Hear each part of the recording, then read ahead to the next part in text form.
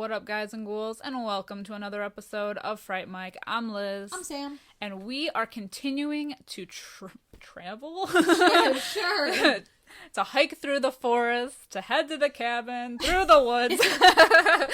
To grandmother's house we go! Yeah. Because she's not home and she's letting us borrow it for the weekend. Sure. Yeah. Or in this instance, Chris Hemsworth's cousin. Exactly. It's gonna be really hard not calling him Thor. I know, and I think this came out after he was cast as Thor, but before... Yeah. Wait. No, it's really complicated. So It's weird. We're referring to Cabin in the Woods because that's what we're going to start off with today. It's a Fright fight, guys. Cabin in the Woods and Tucker and Dale versus Evil. So excited for this episode. Such a good pairing, honestly. We love these movies. Yes. And we're here to talk about them. Gonna dissect them. But the Cabin in the Woods release is like kind of weird because I read that it was actually filmed and then shelved for like 2 or 3 years or something. Yeah. And meanwhile, like some producers, whoever the producers are that like did like Thor and everything, saw his performance in this before it was even released, made him Thor so like he blew up, and then then Cabin in the Woods came after. Right. Which maybe was a good thing. Yeah, I feel like if they saw that a big name like Chris Hemsworth was in it, then maybe that helped them. Exactly. But like this was written by Joss Whedon and Drew Goddard. And did Joss Whedon do like a Marvel movie? Did he do Avengers? Yeah. Yeah.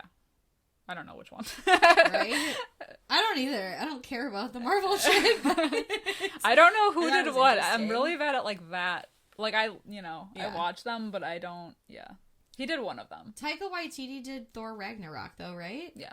Okay. He did, and he's doing the new one. That's the only reason. I mean, because I like Taika Waititi, so that's the only reason. I do it. Yeah. So. But this isn't about the Marvel universe. I think it's interesting too because Drew Goddard did like Cloverfield. This was his directorial debut for this movie, and they wrote this movie in 3 days. Did they do a lot of drugs? Probably. They locked themselves in a hotel room, I know that. This was really good. This is like such a cool movie. I know. Well, that's the thing about this movie is like you go in and you think it's going to be like a normal, like your typical Scary movie. Cabin in the Woods, like Evil Dead. I mean, it gives off Evil Dead vibes, you know, like the Cabin Fever. I was going to say the Cabin in the Woods. Right. Like just that vibe. So like, Yeah. okay, it's going to be like something's going to happen. But they totally turn things upside down in the best way possible. It's true. I love this take on like horror movies in general. It just, oh my god, it's so unique. And instead of trying to rewrite a horror genre, you know, instead of trying to reinvent the wheel, they're just like, fuck it. Let's or spinning the do wheel. Everything. Yes. Let's just do everything and make it like this could be the basis for any horror movie. No, it's true. They took the original idea that's been done so many times before and did something completely different with it. Yeah. Something so bonkers that no one has ever done before. I know, and I love all of the characters in it too. I know. And how you can kind of see them before they get to the cabin and how they really start shifting into the tropes of everything. Exactly. You get the surprise celebrity appearance at the end of the movie. Oh my god. You know, I was like, ah! I know.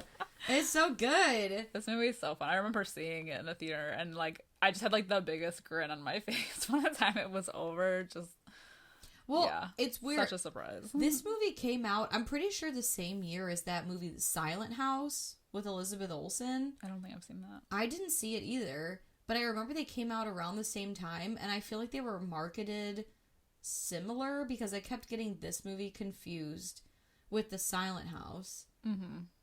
Unless I'm just remembering it wrong. But I swear to God, because I was just like, which one is which? But I never saw The Silent House. And something that's interesting about this movie, too, I think, is that they do set it up like, oh, yeah, we're going to my cousin's cabin for the weekend. So, like, you get the already, like, okay, we know that they're going to head there and this is what's going to happen. So that stereotype right there. But then we cut to like the corporation. Yes. Like the guys working, so you're like, okay, well, what is this now? It's funny because I think we open with the guys from the corporation. Right. So you go, like, the first time I saw this, I'm like, did I walk into the wrong movie theater? Yeah, and the guy on the roof that's like watching them leave. Yes. Yeah. I was like, what the fuck? Yeah, it's not until the title card, Cabin in the Woods, where I was like, oh, okay, so, this is the correct movie, but what the fuck is this? Yeah, like you're already like, okay, this is not what we think it's gonna be. Right. Honestly, those two guys, I know one is Richard Jenkins. I Yeah. can't remember the other guy's name, but they're like my favorite characters in this movie. They're like the best part about this movie, especially just like when everyone's taking bets on what they're gonna pick and how the guy whose name we can't remember, I think his character's name is Steve, and he wants to see that mermaid so fucking bad. The mermaid. He's just so disappointed when they don't pick it. I know. Incredible. Their chemistry is so fucking good. Like when they got the guy on speakerphone and he was like, the ancient ones are going to rise and we're gonna be the ones who like am I on speakerphone? Mordecai. Yeah, exactly. The gas station. Am I still on speakerphone? Because I can hear you. They're like, ah! Oh my god, it's so fucking good. It's just like, it's funny because basically, like, they're in the business of like horror and killing people and all this stuff, but to them it's like, oh, just another day at the office. I mean, it's typical. It's Carol's birthday. It's a typical corporate environment. Exactly. But they're like out for blood and they don't even give a shit. I fucking love it. Because it's like a fucking it's another day, man. Right. But this is particularly interesting, this setup that they got going on, because they have to perform this ritual. And basically, they found out, what is it, like Sweden failed or Switzerland failed or something. So now it's down to the U.S. and Japan. And they're like, oh, well, Japan, they're number one for a reason. They always come through. But we're number two. So, like, it's up to the two of us. And we're going to fucking get it done. But when they're talking about, we're like, you know, at first you're like, what the F are they talking about? Yeah. So I just think, I don't know, it's kind of cool that it's like worldwide. You get that. Yeah. And then you get we're like back with the cabin and like I was gonna say teens, the college kids. Right, yeah, the college kids. Yeah. And before I forget, so it currently standing at a 7 out of 10 on IMDb. It has a 92% on Rotten Tomatoes. Fuck yes. Yeah. So if that just speaks for high. itself. Right. Because it's good. It's a horror comedy that is very meta, but it's not like Scary Movie or Scream. Like there are horrifying parts of this movie. Yeah. But it's, I don't know, it fits into that category, but it's also like different from them. It is very like self-aware too, I feel at times. Oh, for sure. So like, yeah, I see what you're saying. Yeah. It's interesting. I like movies like that though. Me too. It's different. So like, I like pairing Cabin in the Woods with Tucker and Dale because they are both horror comedies that fall into these like horror tropes, but Cabin in the Woods is so meta because it is aware, and they are like explaining everything. We're pumping gas to and warming the temperature, the pheromones. We have the stuff making Jules dumber because she's got the blonde hair, so she's the dumb blonde. They're controlling everything to go with this horror narrative that like every horror movie falls into. They're feeding into these tropes where like Tucker and Dale versus Evil is the different, or it's like the other side of the same coin, where it is a funny horror movie with all these tropes, but it's not self-aware. It's also not what you think it is. Exactly. It's a huge misunderstanding, which we'll get to when we talk about Tucker and Dale, but this one is also so interesting because even at like the teens as sacrifices are the stereotypes that they specifically look for, the whore or whatever, the warrior, the jock, the nerd, the virgin, exactly. Which I like at the end. She was like, "Virgin." She's like, we work with what we have. So good. Oh my god. And then our next tip off, of course, is when the bird flies into the when they go under that like tunnel. Yeah. It's very the force Hunger field. Games catching fire. Exactly. The invisible force field. Exactly. I love Marty too. I like that he's like the stoner. I mean, he pulls up with that car bong thermos. Yup. He's just very, like, prolific. He reminds me so much of the character from Belko Experiment, the one that's like, it's in the water! And they're like- but he's actually smart. Yeah. And it's funny because, like, at the end, they're like, the reason that nothing is working on Marty is because the drugs that he's taking are, you know, basically offsetting all the stuff we're doing. So, you know what? Weed does save lives. And he catches on so quickly. It's true. Even, like, when they're in the car, they're like, the government, man, there's always a higher power, and they're puppeteers, and we're the dummies, and, like, before they even get there. Right. He knows what's going on. I feel like they usually know what's up. Yeah. Because their mind is open. Yeah. To see things. Exactly. That's stoner power. That's when you have your deepest conversations, too, you know? Like, dude, when you get a bigger bed, you have more bedroom, but less bedroom. Whoa. What? But, well, even when they're in the cabin and they're partying, and then that, like, cellar door flies open, and Chris Hemsworth falling into that, like, dumb jock trope, and he was like, guys, it's probably just the wind, and Marty's like, in what way does that make any sense? At least he was smart enough to say, like, oh, a book with Latin in it. Don't read from it. Exactly. And what does she do? Everybody's a dumb bitch in a horror movie. But that's what makes this movie so fascinating. When you do find out that it's all, like, a setup, it's the betting pool was for what they're gonna unleash by looking at all of the shit in the basement. Exactly. So they had that, like, fucking Hellraiser looking thing. Yup. They had the little Hellraiser box. I feel bad. I can't remember the name of that stupid box. They had the music box with the Sugar Plum Fairy, or, you know, that was for the Sugar Plum Fairy with the ballerina. They had the book, for the zombie family. Yeah. What the hell did they call it? Hold on. I wrote it down. It was so funny. The name is, like, so ridiculous. The Buckners. Redneck torture zombie family. And then, you know, it's like Richard Jenkins is like, no, it's different from regular zombies. You know, kind of like a whale and a whale's, or like a seal and a seal, whatever the fuck. A whale seal, yeah. Yes. But some of these are so, like, looking at the board, if you pause love it. I wrote down some of the ones that, like, snowman, dragon bat, mermaid, unicorn, sugar plum fairy, dismemberment goblins, which we do see, like, a little tiny clip of, but I was like, fucking, I wanted to see the dismemberment goblins, god damn it. I think my favorite is Kevin. Yes, Kevin. And, which I read was inspired by Elijah Wood's character in Sin City. Because apparently his name is Kevin. It is. And I want to know. You've seen Sin City, right? Yeah. It was, like, the guy, you know, because Elijah Wood's got the glasses, and he's, like, a fucking crazy, like a goon. Like, cannibal. Yeah. It was a psycho. But if you notice, so, it's cool at the end, I know we're, like, jumping ahead, but when you see, like, all of the creatures in the cubes, there's so many nods to horror movies. Like, there's the Grady twins, or, like, you know, that are kind of in there. People that look like either the Strangers or the Purge. There's, like, I mean... The Deadites. I think the Deadites was one of the ones on the chart. I think you're right. Oh, so good. But, the giant tarantula. Yuck. Yeah, I don't like that. Or the Yuccas. Snake. I don't like that either. Yeah. The creepy sugar plum fairy with the teeth face. I love the one, because the one guy, he's, like, so passionate about, he's like, I just want them to pick a merman for once. And he's like, we had that once. The cleanup was horrible.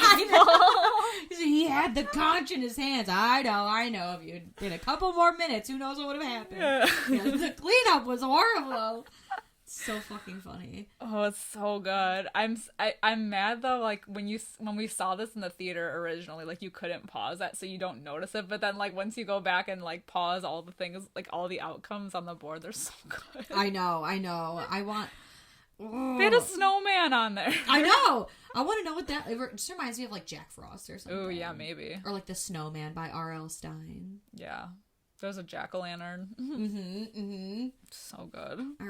Dismemberment goblins really got me good. And the other thing that's interesting too is every time we flash back to, like, the corporation, they're monitoring all around the world, so you can see, like, oh, who failed, but you can see, like, the back, like, in the the battleground or whatever scenario that they put their people in. And then on Japan's, it looks like some sort of like Samoa. yeah, like some grudge. Exactly. With all these little Japanese schoolgirls. Yeah. Like, she's just floating in the middle of the classroom. I know, which is so funny too, though, that like how they get out of it. Yeah, they're like chanting around her. Yes, like they defeated the evil. They turned her into a happy frog. They were like, "Fuck, Japan failed." I love how they get so mad. They're like, 9-year-olds, fuck you, 9-year-olds, not a single casualty. I know, and it's so funny because you see both sides. Like, you're like, yay, the little girls get to live, and these people who it's their job to like kill a few, or it's like Wanted. Yeah. Kill a few to save 1,000 or whatever. And they're like, fuck you! Because they're trying to save humanity. Yeah. But like, yay for the 9-year-old. They defeated them. Exactly. All that wisdom. You know. Now, hear me out. Okay. That gave me like an idea. Like them at the control room, like looking at all these different scenarios. Is this not video game worthy? Dude, I think so. Like, you are controlling the different elements of trying to like sabotage people in different like scenarios. It'd be a cool butterfly effect type of game. Like, and by that I mean like Until Dawn by the PS4, which is a horror game, and you at different points control different characters and you control the outcome based on certain scenarios. So it'd be cool to have a video game kind of like that, but the Cabin in the Woods setup, where you're like, okay, let's unleash this and see like how they're they not do with fooling this. around. We need to unleash the like you're controlling everything to make sure that the villains or the monsters or whatever it is like defeat them. Exactly. So everything has to fall into place, but you're the one controlling it. Or it'd be a cool online game, like Friday the 13th style, where one of you's the controller. The other ones have to kind of like abide. Exactly. That'd be so cool. Sick. Yes. Patent pending. I'm calling it out. Right. I think that'd be sick. Dude. Different scenarios. Make this a fucking video game. I got goosebumps. Oh, my spidey senses start tingling. Right? I would play that in a heartbeat. But it wouldn't just be a cabin. It would be like the other scenarios. Exactly. And, like, who knows? And it makes you, when they're watching things from around the world, it's kind of like The Purge when they're monitoring all the different like CCTV cameras. It's like you want to know what's going on everywhere. Exactly.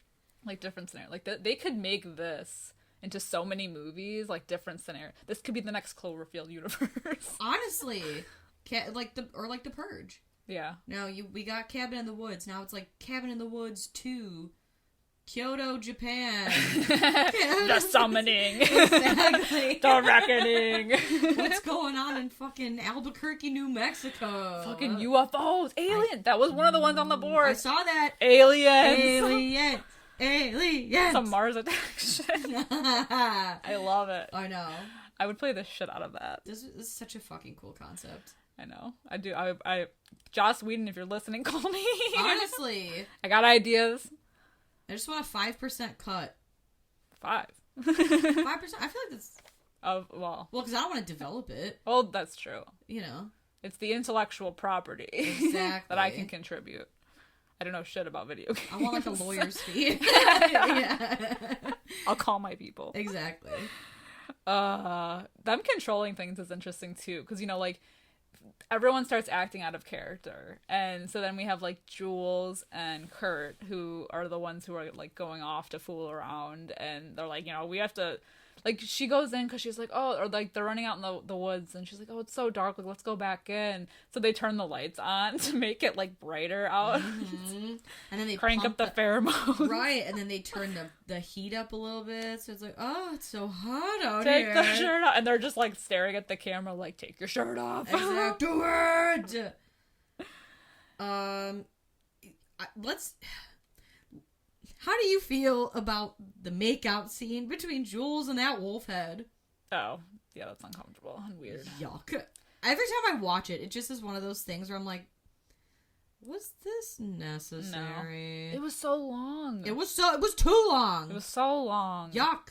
Yeah, I don't know what they were trying to do with all that. Although apparently, so it's not a real taxidermied head. They had to like make it, but apparently the tongue was powdered with powdered sugar. Ugh. so it would like taste good. Oh.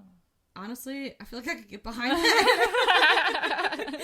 Just sprinkle it with like, ooh, or like what's left at the bottom of the bag of like a Sour Patch Kids. The sour stuff. Dude, I'd be all over it. I'd be like, The sours to the sugar. Yes. Sour sugar. I knew a kid in high school. He sat at my lunch table, and we were kind of like adjacent friends, you know, like his friends were my friends, but we weren't. There was an understanding. Like, exactly. There was one day at lunch in high school, he snorted a whole line of that, like, Sour Patch sugar. And I was like, my guy, I don't like that. you're gonna bleed out of your fucking head. His eyes just start bleeding. It was, honestly, it was iconic, though. I was here for it. I was like, don't do that. But if you're going to... But also, I want to see what happens. Right, if you're going to do it anyway, I'm glad I'm here for it. Please, it's not me. Right. Better him than me. But enough about that. Oh, my God. Yeah, I had to mention it because every time I watch it, I get a little uncomfy, and I'm like, why? Yeah. She was, like, sexy dancing in front of the fire anyway. Was that not enough? Well, she's the first to go. Thank God. I am a little disappointed that it's zombies. Or the redneck zombies. I wrote this. So, honestly, I agree. Because all of that stuff on the board, all of the creative things that they had to go with, and they chose Zombies. The basic zombie redneck torture family. Yeah, that respawn like Jason. Yeah. I don't know. And maybe it's because there were so many of them that it gave it like a good, like, you know, with the one hiding in the back of the van that gets Holden through the back seat. Yeah, and with them going into like the black, is it called the black room where he was like where he killed his kid? That's where. Oh, yeah. Yeah. You know, just kind of, there's more of them so they can be more places. But honestly, how uncreative. I know. I would have rather seen an army of mermen. Mermen? Exactly. Or the unicorn. An Which I'm army glad of we do unicorn. I'm glad we do see the unicorn at least get someone, but... Well, that's the thing. We do get to see everything eventually. Most of them. Yeah. But just to start off, we're like, oh, come on. I know. I mean, we spend a lot of time in the cabin with them getting attacked. Yeah. Like, slowly getting picked off, basically, and just... I would have liked to seen a little bit more creativity there. I know. Whatever. It's a shame that they can't, in certain scenarios... You know, because they do, it's like, Steve and Gary are the main operator guys. Yeah. Right? And they talk about how, you know, they can manipulate the situation as much as they can, but the choice has to be of their own free will. Like, they have to pick what comes after them. But you figure, okay, you let them pick the the antagonist of the whole thing. But can't you... Once the main bad guys are already chosen, can't you then send in, like, more things? Yeah. They've already picked their thing. If they're, like... It seems like they're fucking the zombie family up to a point. Then can't you send in reinforcements? Can't you send in the merman? Send the unicorn in to just go galloping through. Send everything you have. Right. I mean, I feel like if their situation is desperate, you know, like, as the corporation, once we find out what this is all for, I feel like it's desperate enough that they should have. They shouldn't have even let them get to where they did. I mean, when we think that Marty is dead, all the time that they spent, I mean, with the cave, with, you know, watching over Dana, you know, did nobody notice? Because when she does find Marty, he's like, I already killed this guy and I've already discovered this. Was no one watching him? Right. Well, and that's the thing. Because he did find the cameras. So I'm wondering if he's then destroying the cameras. But wouldn't they know? Wouldn't they know? Like, wouldn't it show just, like, fuzzy... I feel like they would. I mean, they have cameras everywhere. Right. And they have cameras on all of them. You know, isn't it like the Matrix where you can see their, like, life bar? Oh my God, right? Well, it begs the question, like, how... It seems like they've been in this business for quite some time. Yeah. This cannot possibly be the first time that someone has been presumed dead... That comes back. But that comes back because when they do, you know, so every time someone dies, they flip that switch and, like, the blood comes in or whatever. And when they think Marty's dead, they flip the switch and they get that, like, rumble earthquake thing. Mm-hmm. So that doesn't happen with anyone else because everyone else truly is dead. Wouldn't that tip them off? Someone in that building has to know what that means. Yeah. If they've been doing this for as long as they supposedly have. You'd think. I think they were so focused on the fact that their little cave didn't collapse. I suppose. But still, I see what you're saying. Like, it should have been, I don't know. Right. If this is such an important event that happens, you'd think that they would cover all their bases. Right. Like, all of humankind rests on this event. You don't have a fail-safe. You don't have a backup plan. Take him out with a sniper, man. Right. You don't even know that when you flip the switch and the earth kind of shakes and quakes a little bit, you're like, oh, wait a minute. Now, wait a minute. The vial is not full yet. Exactly.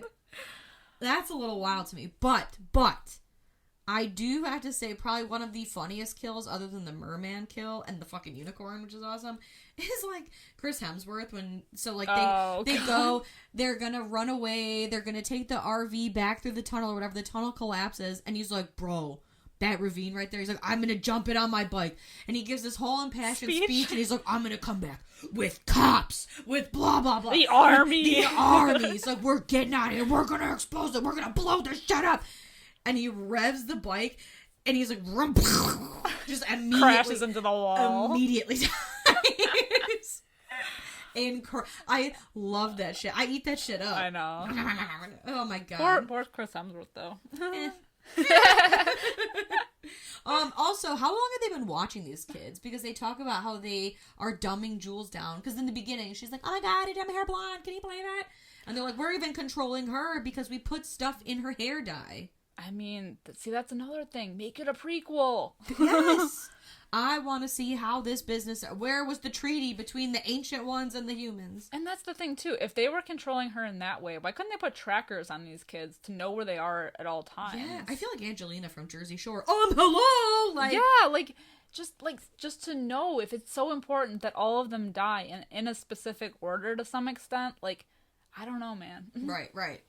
Ugh. Like I said, you'd think... they were pros at this. Yeah. It's a worldwide thing. It's been going on for forever. I mean, I think it was Steve that said that the U.S. was number 2 to Japan. So clearly they have their shit together.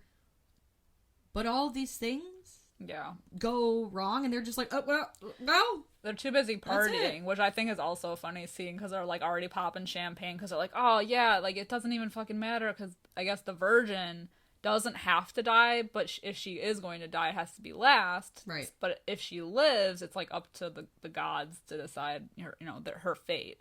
But they, like, she's getting attacked on the dock by the zombie, but she's literally getting, like, tossed around like a rag doll, and we see it on the camera behind them as they're all partying, and they're, like, completely ignoring They're, like, popping champagne, doing tequila shots, yeah. And I like, because Steve's like, oh, man, he's like, I feel like I really liked her, like, he seems like attached. For her. Right. And then they're just like, anyway, woo, let's fucking party as she's getting thrown around. Yeah. They do not give a shit. No. But then they get the phone call from the sinister red phone. Right, well, exactly. That shit has been going south for a while, that the power, I think, what do they say, like, the power upstairs was glitching, and, like, Marty's actually alive. Mm-hmm, mm-hmm. And that's when he figures out where the elevator is to get down to where they are. And I always forget when I watch this that Dana and Marty are brother and sister in the movie. They are? They are. Oh, They're Jesus. supposed to play siblings. Oh. I always forget, because Marty just seems like that goofy, like, stoner friend that everyone has, the fifth wheel in this situation. Exactly. But yeah, it's something I always forget, that it's their brother and sister in the movie. That's weird. Yeah. I didn't know that. I know. Yeah. But More they make know. it. I know. They make it down into the thing, and this is where I think, like, my favorite parts of the movie come yes, the fucking cube. Oh, the cube, especially when it zooms out. Exactly. It reminds me so much of Cube. I know. But yeah, as they're, like, seeing all of these things, because there's a werewolf, there's the Hellraiser look-alike, there's the giant spider, the giant snake, the Grady twin wannabes, like the Deadites. There's like a group of people that even looked like the Tethered from Us, but the Tethered, like, Us didn't come out yet. So I do think that's kind of interesting. There's the KKK in one of the boxes. Oh my God. Yeah, like Klansmen. I think it's so creepy when she's staring at the Hellraiser guy with, like, the blades in his face. Yeah. I don't know why, but for some reason that scene always reminds me of 13 Ghosts. Oh, yes. Like the jackal or the hammer or whatever. Yeah. When they're looking at each other through the glass, and it's just like a peaceful moment. Exactly. Like so creepy, but so. Ooh. We have such sights to show you. It's good. Yeah. Well, like Dana... I love that. I love that scene because you get to see more of everything. You get to see how they're caged and it's wild. Exactly. So then the most epic part that comes. The system purge scene. Yes, yes! They get all the way downstairs because now Dana has figured out, like, oh my god, we chose how we died. Like, any one of these things could have come after us. It was up to us. We chose it, whatever. They get to this, like, pristine lobby. It's, like, a very corporate, very Belco. I don't know why the building itself reminded me of, like, the Belco building. I read that it was a real corporate building that they used. Like, it wasn't in Canada. Yeah, exactly. I mean, they all look the same, though. I know. Every corporate, if you've worked for any corporation... it's all stainless steel. Stainless steel and, like, fluorescent lighting. Yeah. Ugh. But they, like, come out into the lobby, and they hide themselves in, like, the control room, and Dana's like, oh, okay. And it's, like, the purge button. Yes. Doesn't it say, like, purge? It's system purge. Yeah, system purge. And all these, like, security guards or whatever come out. It's so fucking epic. Everything is unleashed. There's fucking blood everywhere. Literally, it is mayhem. A waterfall of blood comes out of the elevator. There's, like, ghosts, witches, snakes, the fucking... it's so fucked. Oh my god, I know. The ghosty mist that keeps floating around. Exactly. Hell on earth, man. It's so good. It's so good. And they just keep sending people, and it's just every time the doors open, it's just fucking blood everywhere. So much blood. And so then many kills. I love when it stops, like when all of the things have been like dispersed throughout the building. How there's like the intestines just drop from the ceiling. Yes, exactly. And like a goopy mouth. It's disgusting. But then they hear an epic voice over the PA system telling them like what's going on and that they're the ones that are chosen and have to die and everything. So we're like, okay, wait a minute, this voice is familiar, right? but go on. Tell me more. And they're like, man, fuck this shit. And oh man, but they're just running for their life. But we get to see all the epic kills. Yes. The unicorn stab. I mean, chef's kiss on the unicorn. The unicorn is the best. Other than the merman. Oh, it's man. Fucking wild. Oh, when he kills what's his name, it's like oh my god, I know. Like. It's so squishy. Oh my god, it's wild. And like there's a scene where they're in the control room and all of these screens are in the background and you see fucking so many kills. Like there's something going on. I think it's the dismemberment. The dismemberment goblins. There's like somebody's holding up like a human pelvis. There's people being set on fire. There's a guy getting like suffocated with like with a bag, like a plastic bag. The guy that gets eaten by the snake. Exactly. There's you see the sugar plum fairy. I mean, it's just fucking chaos on every screen in every room of this building, and it basically all comes down. They unleash I think that lady, her name was like Wendy or something. She's the one that gets like snatched up by the snake. Yeah. And then Steve gets, wait, no, who gets killed? There's like an explosion which throws Steve and then he gets eaten like by the merman. The merman comes out. Exactly. It's like Jabba the Hutt as a merman and the blood just spurting out of its blowhole. Oh. Do you know who was part of like the special effects team? Yes. Fucking Heather Langenkamp. Well, she's married to a special effects guy. Yeah, it's fucking wild. And she's credited under the fucking. I know. What a movie to be credited under. I know. I wish I could have been part of this movie so bad. Know. I would have played a dismemberment goblin. I would have played the unicorn. I would have played a victim. Right, just like a random body in the bag. Random corporate entity number 13. Exactly. Spray me in blood and guts and just let me lay there just to be in the background. Spray me and splay me. Exactly. Aww.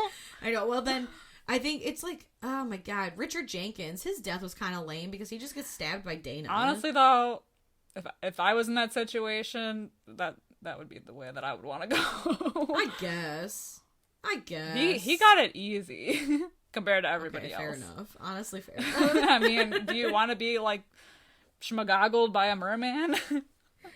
No. The answer would be no.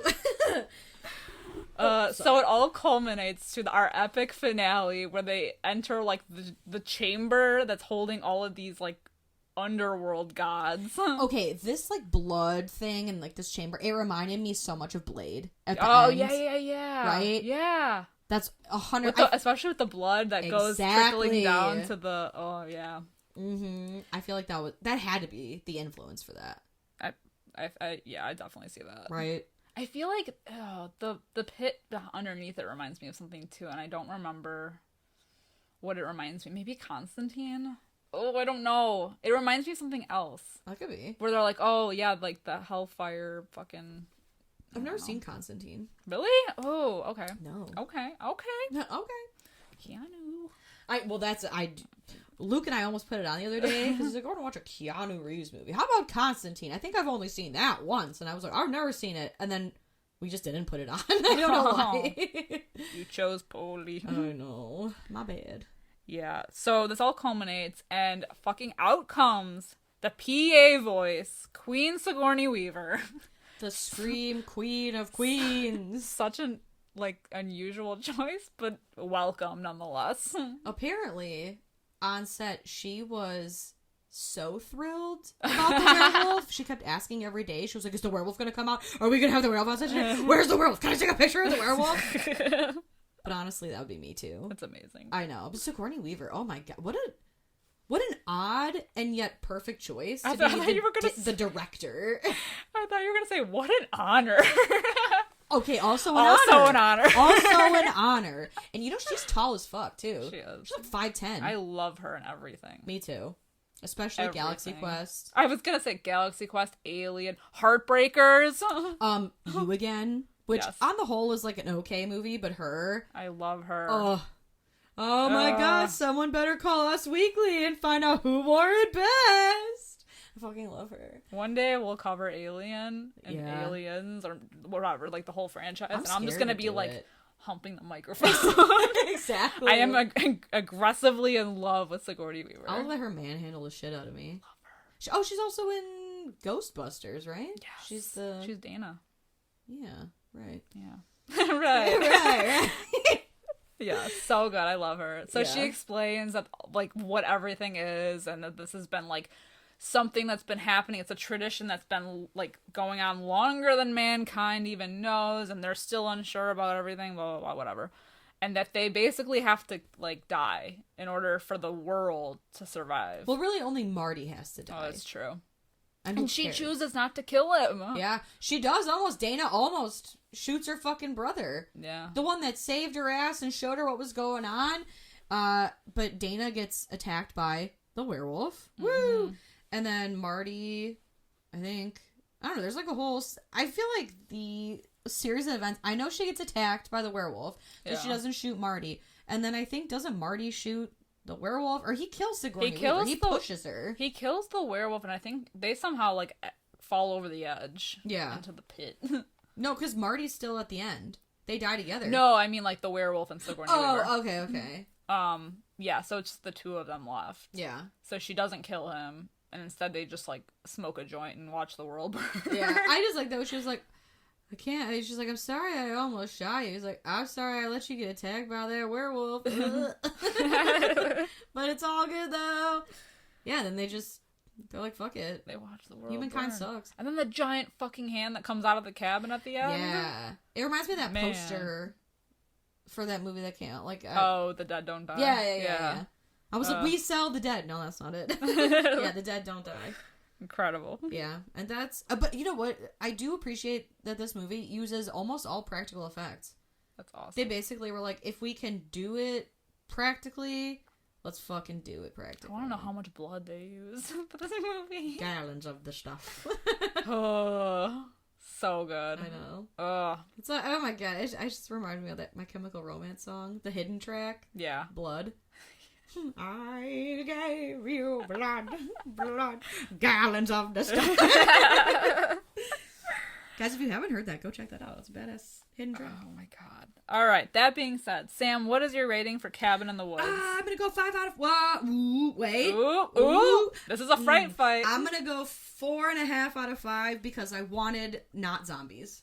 Same. That's literally the same reason. I'm going 4.5 out of 5. This movie is almost perfect. It's so fucking good. But yeah, just a little. I know. I mean, I'm glad we got to see everything at the end, but just we spent so much time like with them getting attacked by the zombies. So I just wished for something a little more creative. Exactly. And like you and I are also like not really huge zombie fans. True.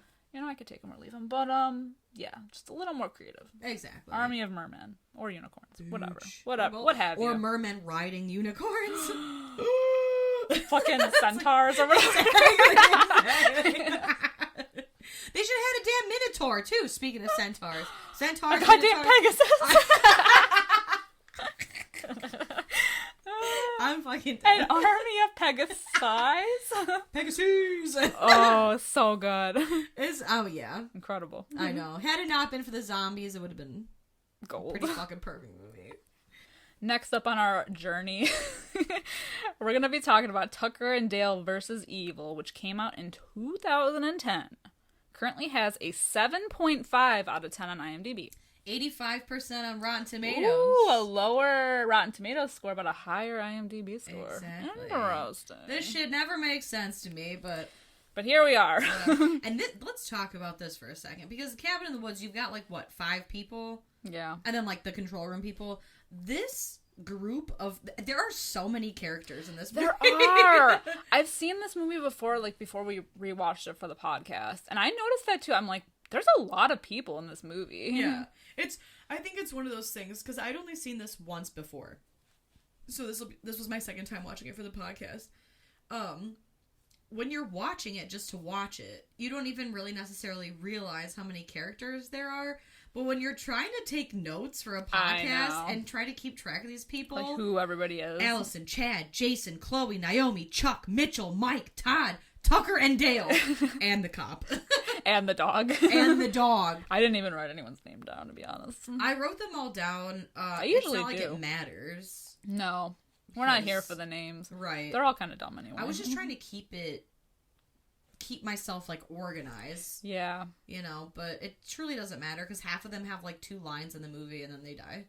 Yeah, and that's what we're here for, the kills. Yeah, exactly. And the only 2 that matter are Tucker and Dale. Absolutely. The ultimate bromance. Oh my god. The guy that plays Dale, I feel bad because I don't remember his name, but Tucker is played by Alan Tudyk. Mm-hmm. The guy that plays Dale, he has been on our podcast before. We have talked about him. He was in Escape Room. I know. And when we when we watched Escape Room, I did not put that together because he looks so different. He does. He's like so cleaned up in that movie, and then in this he's just like, but he's so fucking lovable. I know. Dude, 10 out of 10 would smash. So nice. Yeah. I love both of them. They're like, Alan Tudyk, he's anything he's in, I fucking love him. I know. A Knight's Tale, Death at a Funeral. I mean, what the he's even in that weird show about the aliens or whatever. That's where he's like, I don't even, who cares? Yeah. He's in everything. Firefly. Was he in Firefly? I never watched Firefly. There's another one that was on where he's like an undercover alien or some shit. Oh. Yeah, it's like a more recent show. Yeah. But anything he's in, pure gold. I love him. Mm-hmm. They're just lovable dudes, man. And all they wanted to do was travel to their vacation home. I know. And go fishing. Which I love when he's like, I don't even like fishing. What? You don't like fishing? Well, I mean, I like it enough. This is another movie where it's set up so much to, like, what we think might happen. Like, it's another Friday the 13th Evil Dead, like, it starts group very of Texas teens. Chainsaw. Exactly. They're going to the woods, you know, they're going camping. There's going to be a killer. They even, like, allude to, like, this whole, like, there's a killer that, you know, killed all these campers years ago, blah, blah, blah. The same thing as always. Exactly. So we're like, okay. But it's just, truly a series of unfortunate events and misunderstandings. Such a huge misunderstanding. It's so fucking funny. I just love when Tucker and Dale are talking and they're like, should we call the police? And he's like, and say what? We were here and these kids just started killing themselves on our property. I love that they're just so, like, they go simple. They go into the cabin and they're like, this guy must have been an archaeologist. All the fucking bones on the wall. The bones. And a news junkie. I just like the newspaper clippings about all these like murders or whatever. And then he's like, do you see this? Buy 2, get 1 free at the hot dog shack or whatever. And he's like, and with no expiration date. And then when like they're like, yeah, these kids, they keep killing themselves. It must be one of those suicide pacts. And that's why they ran away when we had her, because they want her dead. Just everything, even when they first meet them at the gas station, and Dale's like, oh, they're so cute, and Tucker's like, well, why don't you go talk to him? And remember, just be yourself. He's got the giant scythe, and he's like, you guys going to the cabin? Oh my god. Fucking psychos. Oh my god. And then the blowjob thing where the cop pulls him over. Oh yeah. Like, they're like, yeah, we're going to our vacation spot, you know? Just gonna do some fishing and... Oh my god. Incredible. So good. Yeah, I just love how pure Dale is. Like, when they get there and they see the kids, like, skinny dipping. And he's like, no, we can't look, but... Yeah, it's wrong to look. Well, even after, like, Allison wakes up the first night and she was like, you guys were spying on us? He's like, no, we weren't spying. I mean, I didn't see anything. Well, well, maybe Tucker saw something, but I didn't see anything. And he makes breakfast for her. He does. He's like, oh, you don't like pancakes? That's okay. I'll try something else. He makes sure he's like, I hope you like bacon and eggs. Oh, I wish, man. Find you a Dale. Find you a Dale. Yeah, I know we, like, kind of skipped ahead a little bit because we didn't even talk about, like, I get, like, most of the characters in this movie are very, like, throwaway, but I will say the Chad of the group, who is very much a Chad. He's a Chad for a reason. He's got the double polo with the pop the Hollister pop collar. Yes, the fucking puka shell necklace. I was just gonna say that. Fucking jeans and flip-flops. He smells like the inside of an Armani exchange. Yeah, no, I could do without. The jeans and flip-flops. Fucking dead. Living on his dad's coin. Exactly. He has the creepiest voice, though. I will say that. Yeah. I feel like I've seen him before. I should have looked him up. Everybody in this movie looks so familiar. Ugh. I know, all these kids. But, yeah, like I said, most of them are throwaway characters, so it's whatever. But, I mean, Chad and Allison are, like, the most important, obviously. But either way. Ugh. I know. Well, like, that's the thing. Like, when Allison wakes up, it's, like, right away... Dale is just, like, so sweet, and he kind of explains, like, oh, well, you know, we weren't spying on you, but you did, like, fall and, you know, hit your head, and we tried to tell your friends that we had you, but they ran off, and, you know, we just wanted to make sure you were okay, and, you know, if you need anything, like, I'll be in the other room, and, like, so she knows right from the get-go, she is not in any danger, and it's so cute. They play, Trivia Up, and it's so sweet.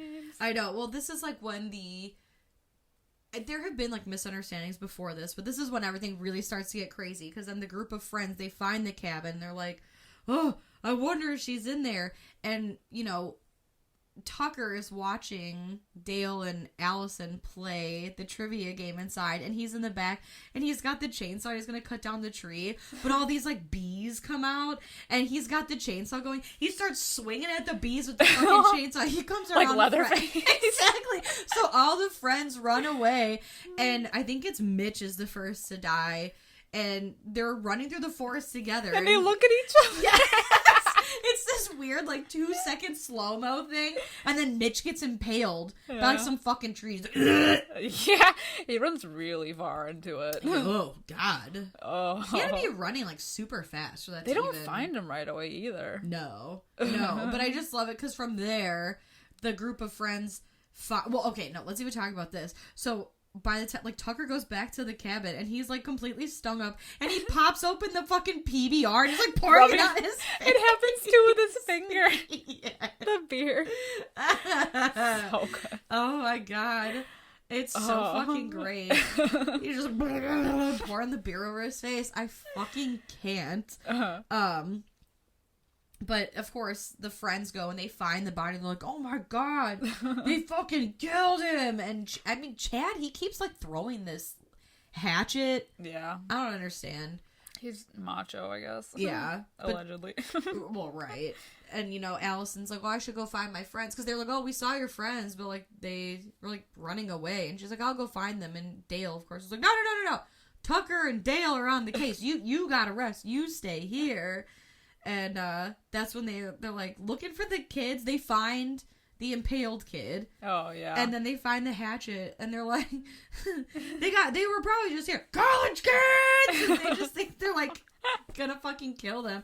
He's like, I'll leave them a message. I'll have to etch it in. And it's like, we got your friend.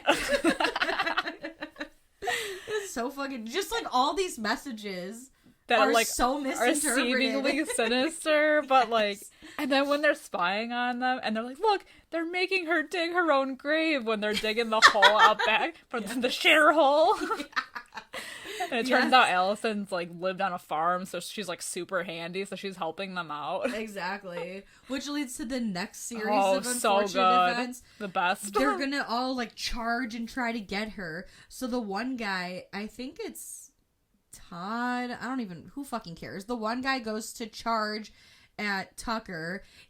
Tucker accidentally knocks Allison with the shovel. They both fall into the shitter hole. The spear that he was charging with falls, and then Todd impales himself, and you just see him like slowly sliding down the thing, and Tucker's just like, ah!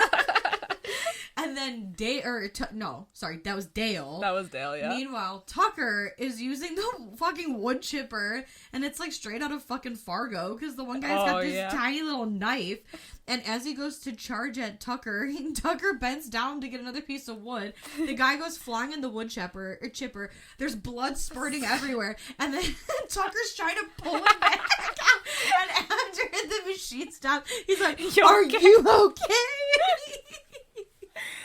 Oh my god. That's when he comes back in the cabin. He's like, I know what this is. This is one of them suicide packs. This kid just dove headfirst into the wood chipper. Oh my god.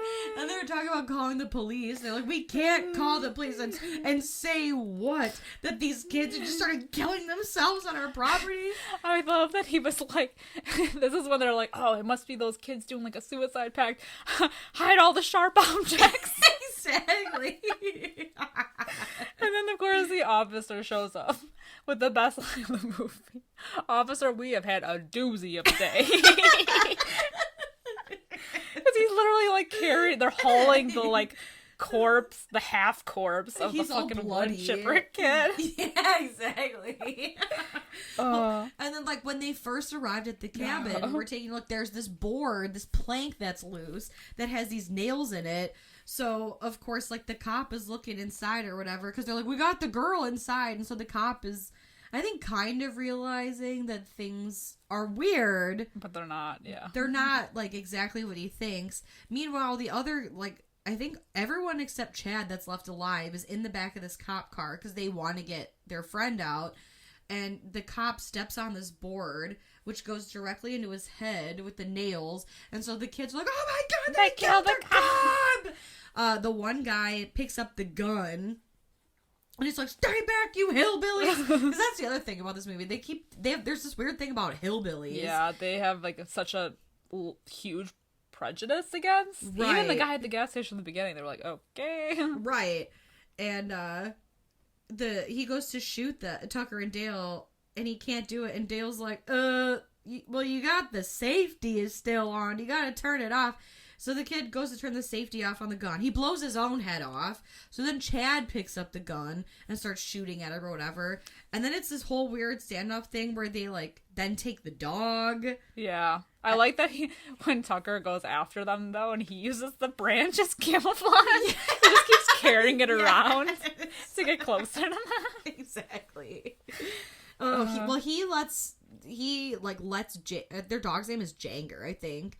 And he lets Janger loose. Yeah. But then the kids all see him. And so he's like, it's a beautiful day for a run, isn't it? He goes taking off into the woods. Chad finds him. They string him up.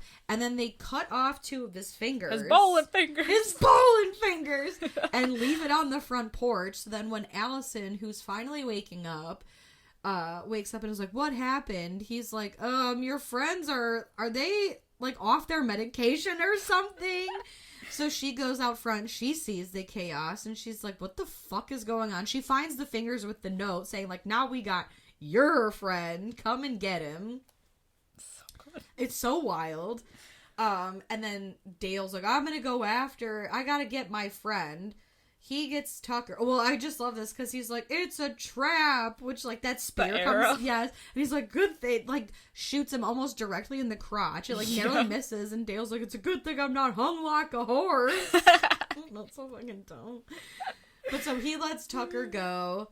They come back to the cabin, right? Yeah. And this is like, so. The therapy session. The therapy session. Because Chad and Naomi now show up at the cabin. And they go in, and Allison's like, no, like, so, like, Tucker and Dale aren't there yet. They come in, she's like, no, this is, like, a huge misunderstanding. They've been, like, nothing but nice to me. Chad gets all pissed off, because now he's like, oh, you're into that guy, you're into that hillbilly, ah! He's all amped up, man. Exactly. And he's pouring, like, gasoline on everything, too, because he wants to light the fucking cabin on fire. Vacation home. I know. And I do think it's cute, too. Even Allison's like, this is their vacation house. You can't do that. But Tucker and Dale show up, and they're like, we think this is a huge misunderstanding. Allison's like, what? You sit over here. You sit over here. I'll make some tea. Which is when we find out Chad is allergic to chamomile tea. It flares up his asthma. Exactly. So they make Earl Grey, and we get this whole, like, backstory about Chad's parents being the victims. The campers that were killed by the killer. During the Memorial Day Day Dad's massacre. body was never found. Right. And he learned about this story from his grandma, because his mother was in a mental hospital when she gave birth to him, and so that's why he hates hillbillies. And I just like that Allison's like, what is the... Okay, well, thank you for sharing.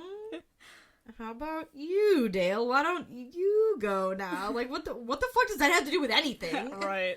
This is like a huge misunderstanding. He started too early. Exactly. Because she's like, start wherever you want to start. Go ahead. And he was like, when my parents were, before I was born. She's like, I think that's too early. But yeah, it's this whole, like, they're talking. Meanwhile, the other two campers that are left, Chloe and I think his name is Jason, they run up. They come in with a weed whacker. Jason accidentally takes off, like, Naomi's face. Oh my god, the next chain of events with... Yeah, the weed whacker. Mm-hmm. Oh my god, it's so gnarly. But then they accidentally set... Jason on fire. Yeah. But I think it's Tucker who's like, the guy is like sitting there on fire and he's like, don't go near the curtains. Yeah, exactly. Well, and then I think Chloe picks up something to like put it out. Oh, God. And Tucker's like, you don't want to use that. And throws it on her. He fucking goes up in flames. Chad goes to leave the house. Naomi grabs him and she was like, don't leave me. He's like, ew, get away from me. You freaking like fucking hits her in the head. Kicks her in the face. The Tucker, Dale, and Allie leave the cabin. It explodes, but then you've got Chad in the doorway. Fucking Two-Face McGee. Exactly. And he's like, wah! He's like really fucking broing out. They get in the truck, and Dale's trying to like start it and drive, and Tucker's like, just be gentle. This is the only thing I have left. They fucking crash the car almost immediately. Immediately. Oh my god. So then when Dale wakes up, Tucker is out of the truck already. The dog is there. And, you know, so they're doing this whole thing, like, Tucker and Dale have, like, They're a heart-to-heart. Yeah, because Chad has taken Allie. This story is, like, gory and, like, funny and dark as it is. It's wholesome. It is because, like, Dale never had the confidence to talk to a girl because he always has this image of himself in his head that he was never good enough, so they have that heart-to-heart where they're talking about how great he is. I know. So cute. I just random thought. I'm pretty sure the guy that plays Dale is also like the romantic interest in The Boss. I think he's the guy that Kristen Bell ends up like dating, right? I don't know. I've only seen that once. No, twice. I don't remember. I'm pretty sure. Oh, maybe. Guys, can we fact check that? I'm just kidding. Let us know. We don't have any way to fact check, but it doesn't matter. But anyway, so like they have this whole cute heart to heart. And Dale's like, I'll be back for you, and like leaves Tucker there. He's like, I'm gonna get you help, but he goes to save Allison. It's like the next morning, really. Yeah. Like the sun is coming out. And she's stuck on the meat slab. yeah, they're like in a wood mill. Mm-hmm. Excuse me. Oh my god, I just burped my So dinner. gross. Yeah, but Chad is like fully, I don't know, he's like doing that gross thing where he's like got his half melted flesh and he's like trying to give her a kiss and he like licks the side of her face. What does it remind me of? Like The Hills Have Eyes or something? Yeah, probably. But Chad starts the wood chipper, and then Dale and him have this whole fight where like he ends up getting Allie free, and they run upstairs into this like office, and they're looking for something sharp. I just love when he's like, there's something to stab him with, and he's like, no, that's not gonna do it. He picks up a baseball bat, and he's like, this'll do it, and he swings it, and hits something, and it just fucking breaks. But then they find this newspaper about the Memorial Day massacre, and it looks just like fucking Chad, because they found the killer. And so when Chad busts in, they're like, look at this. This is your dad. You're half hillbilly too. Like, it's like so fucking stupid. But then they blow, like they find like a box of chamomile tea of all things. And The weapon of choice here. Exactly. And so Chad ends up getting taken out because he has an allergic reaction to the chamomile tea and then falls out the window. Yeah. The end. Other than Tucker getting his lady finger. Well, exactly. I meant like the end for well, Chad. the end for him. Exactly. But then, yeah, it cuts to like, so now Tucker is in the hospital and everything's good. And he's like, yeah, they even found my fingers and they were able to reattach them. And like the ring finger has the fucking red nail on it. And he's like, that one looks a little funny though, don't you think? Dale's like, no, it looks very natural. So good. I know. Then, of course, he's like, did you ask her out? And he was like, well, no, I didn't. But she did mention she's a great bowler, so we're going bowling tonight. He's like, you son of a bitch. You so-and-so. You old so-and-so. So it's cute, because then, of course, Dale is giving that guy at the bowling alley the advice. Speech. Yeah, he's like, just go be yourself. But it's super cute that they're like together at and the he even end. gives her a helmet because she always knocks herself unconscious somehow. Exactly. And they kiss. So cute. He got the girl. That's so adorable. I know. What a happy ending. That's true. Did you know that in the DVD there is a special feature that shows this movie from the kids' perspective? Shut up. I didn't know that, and I want to rewatch it now. Yeah. Dude, that's awesome. Yeah, so it's all from their perspective. Oh, shit. I know. I was gonna watch I think that. that's interesting. Yeah. But I feel like we could kind of get that already, in a way. We do, yeah. Like, we get it mostly from Tucker and Dale's, but, like, when they're on the outside looking in, like, I mean, we know, like, Right. what's happening, but they don't, so. That's so funny. But I want to know, like, how different it is. Exactly. And this is another movie that was shelved for, like, years. Probably because of how, like, I don't know why, but maybe it was just because they're like, oh, another Cabin in the Woods movie. Right. And it's so goofy. Yeah. I don't know. This is a great movie.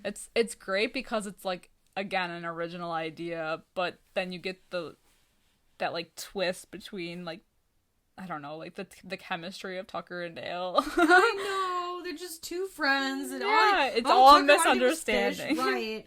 So fucking great. I love it. I know. Shall we get to ratings Yes.